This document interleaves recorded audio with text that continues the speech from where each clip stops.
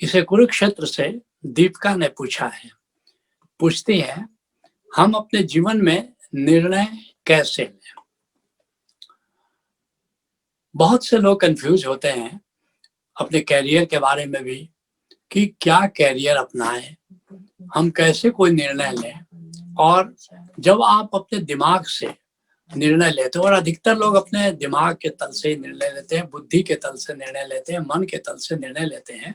और जब निर्णय लेते हैं मन के तल से, तो हमेशा मन का स्वभाव है, बुद्धि का स्वभाव है एक्सट्रीम में जाना, आइदर और। दो एक्सट्रीम होते हैं, किसी भी चीज के दो पहलू हैं, दोनों एक्सट्रीम पर होते हैं। लेकिन जो सही निर्णय क्या होता है, लोग क्या सोचते हैं, फाइट और फ्लाइट। निर्णय फाइट का ले या फ्लाइट के ले, ये भूल जाते हैं कि दोनों के मध्य में भी है एक सम्यक निर्णय है जो दोनों के ऊपर है।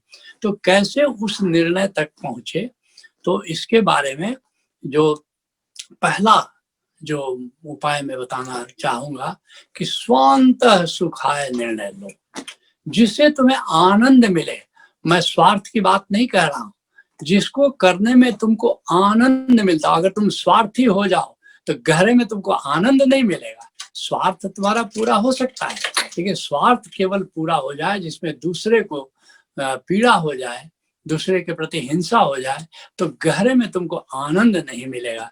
तो इसलिए ऐसा निर्णय लो जिससे तुम्हारा जो भीतर तुम आनंदित हो जाओ। गोस्वामी तुलसीदास जी से पूछा कि भाई आपने रामचरितमानस क्यों लिखा?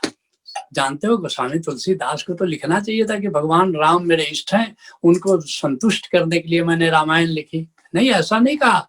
स्वांत सुखाय तुलसी रघुनाथ गाथा, स्वयं के आनंद के लिए मैंने रामायण लिखी। मुझे मजा आ गया एकदम से। मैं एक उदाहरण तुमको देना चाहता हूँ।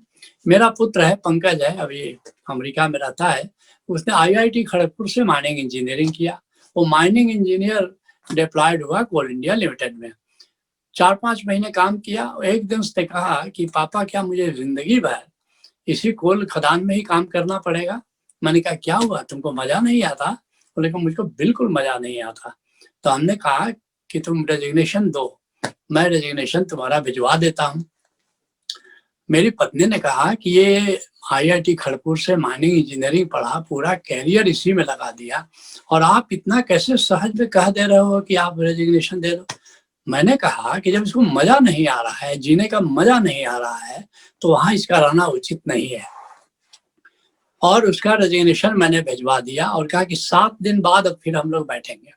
7 दिन के बाद कहा, हम ये बताओ, माइनिंग इंजीनियरिंग के अतिरिक्त और तुमको कुछ आता है जिसमें तुम्हारा रस है? उसने कहा कंप्यूटर में थोड़ा बहुत पढ़ाई तो वहाँ IIT में होती है, तो उसमें मुझे मजा आता है। हम बिल्कुल ठीक, अब तुम कंप्यूटर की पढ़ाई शुरू करो। तो दिल्ली आया, कंप्यूटर की पढ़ाई किया, और उसके बाद दिल्ली में थोड़ा दिन जॉब किया, फिर इंग्लैंड गया, वहां से फिर अमेरिका गया, और आज वो एक बहुत बड़ी कंपनी में सीनियर वाइस प्रेसिडेंट है, खुश है। तो ये एक दरवाजा बंद होता है तो कई दरवाजे खुल जाते हैं, इसलिए इसकी चिंता मत करो। निर्णय वही लो जिसमें तुमको मजा आए एकदम से। तो पहली बात यह है कि स्वांत सुखाय। दूसरी बात क्या है कि जो भी निर्णय लो, गांधी जी कहा करते थे कि जब वो निर्णय ले रहे हैं तो उसमें बहुजन हिताय बहुजन सुखाय, ये 2 नंबर पर बता रहा हूँ। 1 नंबर पर बता रहा हूँ स्वांत सुखाय, और दूसरे नंबर पर गांधी जी का फॉर्मूला बता रहा हूँ जो मैं भी अपने जीवन में अपनाता हूँ, और वह है बहुजन हिताय बहुजन सुखाय। जो तुम निर्णय लेने जा रहे हो, क्या उससे अधिक लोगों का मंगल होगा, अधिक से अधिक लोगों का कल्याण होगा? अगर ऐसा हो तो फिर वही निर्णय लो, और वही निर्णय सही निर्णय है। तो पहला स्वांतः सुखाय, दूसरा बहुजन हिताय बहुजन सुखाय। लेकिन कभी कभी अब तुम न तो स्वांतः सुखाय पहचान पा रहे हो, न तो बहुजन हिताय बहुजन सुखाय पहचान रहा। तो अब तीसरा निर्णय तुम्हारे लिए बता रहा हूं कि कौशल चक्र बिठाओ, क्योंकि निर्णय मध्य में होता है। जैसा मैंने कहा, सम्यक निर्णय की बात मैं कर रहा हूं। तुमको अब समझ में नहीं आ रहा है कि फाइट और फ्लाइट के बीच में मध्य में निर्णय कौन है। तो भारतवर्ष की प्राचीन परंपरा है पंचों की, पंच परमेश्वर।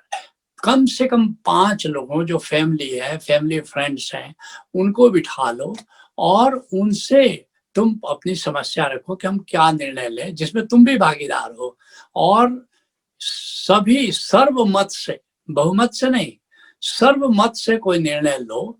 और जो सर्वमत से 5 लोग कम से कम, संख्या ज्यादा हो सकती है, 21 तक हो सकती है, जो सर्वमत से निर्णय होता है उस पर परमात्मा का हस्ताक्षर हो जाता है। इसलिए पंच परमेश्वर कहा गया है। और ये बड़ा आसान है। मान लो कि एक कौशल चक्र में निर्णय नहीं हुआ, कोई बात नहीं, उसको पोस्टपोन करो निर्णय को। 1 घंटे से ज्यादा मत बैठो, ज्यादा से ज्यादा 1 घंटे की अवधि में तुम देखोगे 90% केसेस में कोई न कोई निर्णय सर्वसम्मति से होता है। तो इसको पोस्टपोन कर दो कि हम लोग कल फिर बैठेंगे, परसों बैठेंगे, 1 सप्ताह बाद बैठेंगे और फिर निर्णय लो। और कौशल चक्र से, सर्वसम्मति से जो निर्णय हो, समझ लेना कि वही निर्णय सही है, उसी पर परमात्मा का हस्ताक्षर है। ऐसे तुम निर्णय ले सकते हो।